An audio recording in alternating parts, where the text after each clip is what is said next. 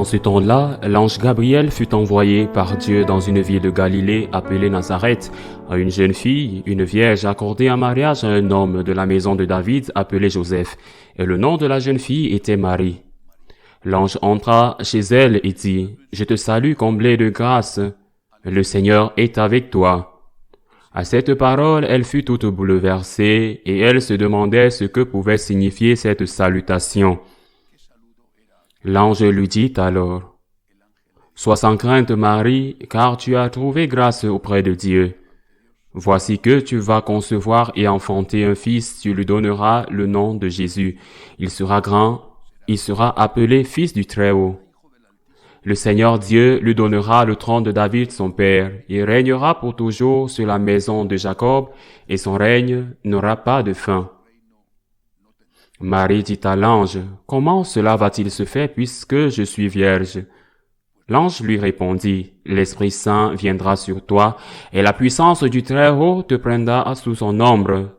C'est pourquoi celui qui va naître sera saint, et il sera appelé Fils de Dieu. Et voici qu'Élisabeth, ta cousine, a conçu elle aussi un fils dans sa vieillesse, et elle en est à son 6e mois, alors qu'on l'appelait la femme stérile, car rien n'est impossible à Dieu. » Marie dit alors, « Voici la servante du Seigneur, que tout se passe pour moi selon ta parole. » Alors l'ange la quitta, acclamant la parole de Dieu. Saint Bernard disait cela quand il fallait parler de la Vierge. Ce n'est jamais assez. Nunquam satis. Il disait, ce n'est jamais assez. C'était un des grands saints amoureux de la Vierge. Saint Louis-Marie Grignon de Montfort, Les gloires de Marie, est un de ses livres les plus connus, La consécration à la Vierge. Il disait que le Seigneur était fixé sur Marie à cause de sa pureté, mais qu'il s'incarnait en elle à cause de son humilité. Et je crois qu'aujourd'hui, alors que nous faisons mémoire de l'annonciation de l'ange à Marie, c'est un moment particulier, opportun pour parler de cette vertu, la vertu de l'annonciation de l'ange à Marie. L'annonciation de l'ange à Marie est un moment particulièrement approprié pour parler de cette vertu. La vertu d'humilité, sachant que peu importe ce que nous disons, comme l'a dit Saint Bernard, ce ne sera jamais assez. Quels sont les aspects, les caractéristiques de l'humilité de Marie qui nous sont très utiles et que nous devrions imiter en les mettant en pratique? Ce qui sort et en ressort de cette page de l'Évangile que je viens de lire. Tout d'abord, la Vierge se présente comme une esclave, comme quelqu'un qui est sous les ordres, pas même comme une employée, pas même comme une bonne domestique ou une employée de magasin ou de banque. Non, elle utilise le mot ancile. Lorsque Saint Jérôme traduit du grec au latin la Vulgate, la première Bible traduite dans son intégralité, il utilise le mot Antilla, Antilla Domini, l'esclave du Seigneur. Voici l'esclave. On savait très bien à l'époque ce que signifiait esclave. Esclave parce qu'il y avait de l'esclavage. Elle n'est pas présentée comme l'esclave de son mari ou de son futur mari. Elle, femme libre, assume l'esclavage par rapport à Dieu. Je suis l'esclave du Seigneur. Et cela implique non seulement de ne pas demander, non seulement de ne pas discuter les ordres et d'y obéir, mais de ne pas demander, elle assume le mystère. L'Évangile dit et répète qu'elle méditait toutes ces choses dans son cœur. Marie assume le mystère de ne pas comprendre la volonté de Dieu. Bien sûr, l'Évangile est la vie de Jésus et nous parle qu'indirectement de la Vierge. C'est suffisant. Chaque fois qu'il y a quelque chose qu'elle ne comprend pas, Marie l'accepte et ne demande pas. Non seulement quand Ils arrivent à Bethléem, ils se retrouvent sans place dans l'auberge, et pour voir où l'enfant va naître, elle ne questionne pas, ne demande pas, ne proteste pas. Quand ils doivent fuir en Égypte, elle accepte. Mais surtout, quand il tue son fils devant ses yeux, elle ne questionne pas son fils. Oui, elle va le faire. Mon Dieu, pourquoi m'as-tu abandonné? Elle accepte. Elle accepte la volonté de Dieu, même si elle ne la comprend pas. Première leçon pour nous, parce que parfois, il nous est très difficile d'accepter la volonté de Dieu. Et non seulement nous interrogeons Dieu, ce qui, dans une certaine mesure, serait acceptable, comme Jésus l'a interrogé sur la croix. Mais après l'interrogation vient le rejet et la colère et l'éloignement. Je ne comprends pas, je m'en vais. Pourquoi permets-tu cela? Combien de fois ai-je entendu cette phrase? Pourquoi permets-tu cela? Combien de fois ai-je entendu qu'il y a des gens où ils m'ont dit directement qu'ils se sont éloignés de Dieu quand ils ont eu une sorte de malheur, quel qu'il soit, je ne comprends pas, je m'en vais, je ne comprends pas, je m'en éloigne. Je ne comprends pas, ce Dieu ne m'intéresse pas. Ce n'est pas du business, s'il ne me donne pas ce que je demande, s'il ne satisfait pas mes désirs, parfois même des désirs absurdes. Je m'en vais, je m'éloigne. Premier modèle d'humilité, Marie accepter la volonté de Dieu. Accepter la volonté de Dieu quand tout va bien pour soi, quand on est en bonne santé, quand on a un travail, quand plus ou moins que sa famille tout va bien. Il y a même des gens qui ont du mal, eh bien, parce qu'ils s'enivrent de succès et pensent qu'ils n'en ont que le mérite. Mais accepter la volonté de Dieu, quand quelque chose ne va pas, je ne veux pas dire tout quand quelque chose ne va pas. C'est là qu'intervient l'humilité. Seigneur, je ne comprends pas, je prie. Je te demande pour moi et pour mon fils, pour mon pays, car je ne comprends pas. Voici la servante du Seigneur, je ne comprends pas. Tu n'as pas à me donner d'explications. Si tu veux me les donner, très bien, sinon, voici la servante du Seigneur. Le deuxième point de l'humilité de Marie. Elle ne veut pas être une déesse. Le parallélisme entre la Sainte Vierge et Ève est très intéressant et très ancien. Il est déjà fait par ceux que l'on appelle les pères de l'Église. Les premiers penseurs des premiers siècles de l'Église, le premier titre qu'ils lui ont donné avec le titre de Théotokos, Mère de Dieu, c'était la nouvelle Ève. Ève, il ne faut pas l'oublier. Ève est créée sans péché originel. Ève et Adam commettent le premier péché donc. Pour elle, avant de commettre le péché, elle ne l'avait évidemment pas. Ève n'a pas le péché originel quand le serpent la tente. Marie est préservée du péché originel, conçue de façon normale par son père et sa mère, mais préservée à cause de sa mission d'être la mère du Christ. Deux femmes sans péché originel, toutes les deux. La première est tentée par le serpent. Il lui dit, « Veux-tu être une déesse ?» Il dit la même chose à Adam. Mais d'abord à Ève, « Veux-tu être une déesse? Mange de ce fruit. » Ce n'était pas un pommier, ni un poirier, ni un figuier. C'est un symbole. Quel est le symbole? Le fruit de l'arbre de la connaissance du bien et du mal.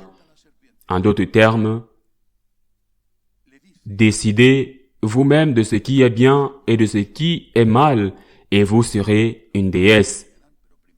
Comment cela s'appelle-t-il aujourd'hui? À l'époque, ils comprenaient probablement la même chose, mais ils n'avaient pas le bon nom. Cela s'appelle le relativisme. Décidez vous-même de ce qui est bien et de ce qui est mal, et vous serez une déesse. Vous serez un Dieu. Combien de fois? Et ce qui me fait le plus mal, c'est que j'entends cela de la part de catholiques pratiquants qui communient. Combien de fois je l'entends dire? Il me semble que, sur toutes sortes de choses, je ne dis pas sur les questions politiques ou sur la façon dont l'entraîneur de votre équipe préférée devrait entraîner, sur la morale catholique, sur la liturgie catholique, sur le dogme catholique. Eh bien, il me semble qu'il vous semble que je ne peux pas imaginer ce qui se passerait si tous les passagers de l'avion, ayant attaché leur ceinture de sécurité, écoutaient l'audio en disant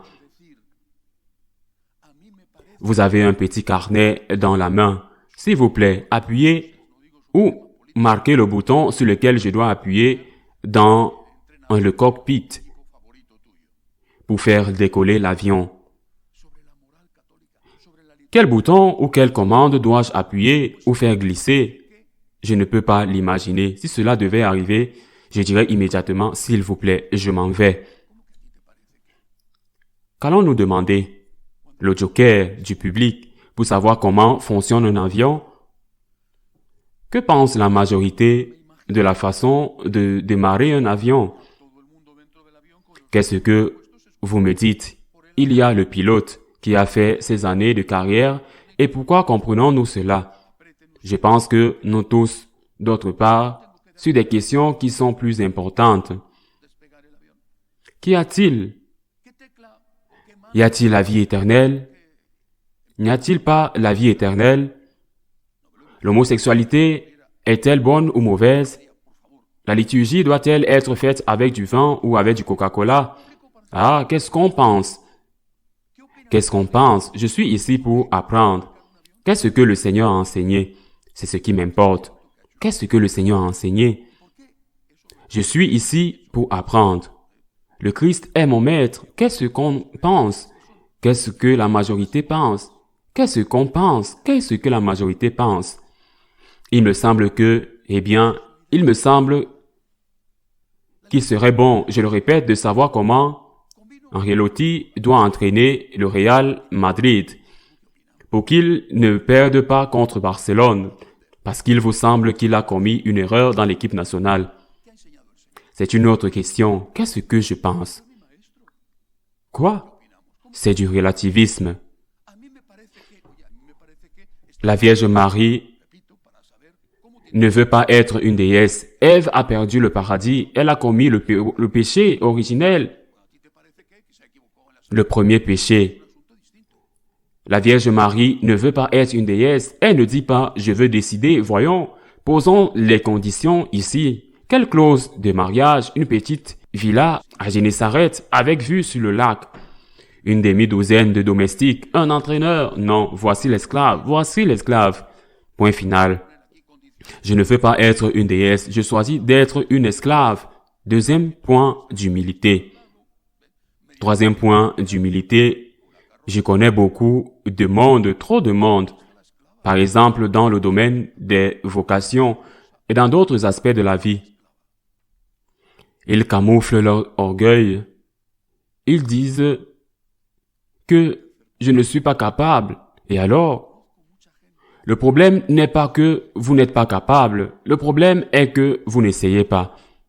Est-ce que Dieu vous demande des résultats? Est-ce qu'il est le chef d'entreprise qui vous dit que vous devez le faire? Vous devez céder. Qu'est-ce que Dieu vous demande de faire? Essaye. Si rien ne se passe, essaye. Tu n'as pas les qualités de celui-là ou de celle-là. Eh bien, il ne te demandera pas ce que celui-là ou celle-ci. Eh bien, il ne te demandera pas ce que celui-là ou celle-ci parce qu'il t'a donné moins de qualité. Il t'a donné un talent. L'autre 10, celui qui a 10, il te demandera 10. Avec un, il a assez. Il te demandera 10. Avec un, il en a assez parce qu'il donne en fonction d'un. L'humilité d'échouer.